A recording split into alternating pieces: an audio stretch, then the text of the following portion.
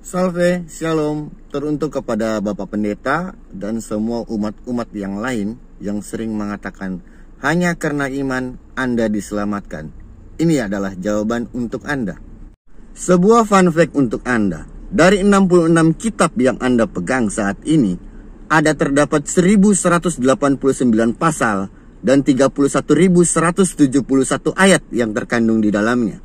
Dan fun fact-nya adalah karena kata hanya karena iman terdapat cuma pada satu ayat, yaitu Yakobus 2 ayat 24. Bagaimana bunyinya? Mari kita lihat.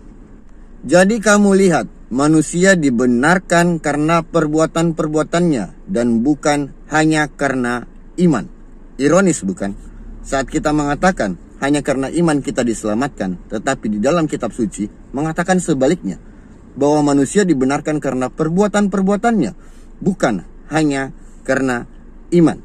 Sebagai pembuktiannya, saya mengajak para pendeta dan semua orang yang menganggap hanya karena iman manusia diselamatkan. Mari kita sama-sama melihat dalam bacaan Injil berikut ini. Matius 25 ayat 31 sampai dengan 46 dengan perikop penghakiman terakhir. Pertanyaan saya kepada Anda semua, kenapa saat penghakiman terakhir orang yang bisa memasuki kerajaan sorga tidak dipertanyakan soal keimanannya, tetapi yang dipertanyakan apakah perbuatanmu selama kamu menjadi manusia, selama kamu hidup di dunia ini? Apakah kamu sudah melakukan kehendak-kehendak itu? Ya, melakukan kehendak Bapa di sorga. Apa itu kehendak Bapa di sorga? Di dalam penghakiman terakhir dijelaskan dengan terang benderang mengenai perbuatan-perbuatan itu.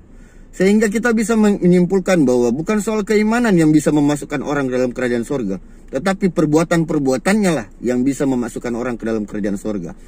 Hal ini dikonfirmasi kembali oleh Yesus Kristus dalam Matius 7 ayatnya yang ke-21, di mana di situ dengan perikop pengajaran sesat. Kenapa orang yang mengatakan hanya karena iman dikatakan dimasukkan dalam kategori pengajaran sesat? Karena Yesus mengatakan bukan orang-orang yang menyebutku sebagai Tuhan, Tuhan, Tuhan, Tuhan yang akan masuk ke dalam kerajaan sorga, tetapi orang-orang yang melakukan kehendak Bapakku di sorga. Kata melakukan kehendak adalah kata kerja dan itu mengarah kepada perbuatan. Jadi selamat merenungkan, silahkan bantah kalau memang ini salah, dan kembalilah kepada jalan yang benar. Jangan mengikuti pengajaran yang sesat. Salve, shalom.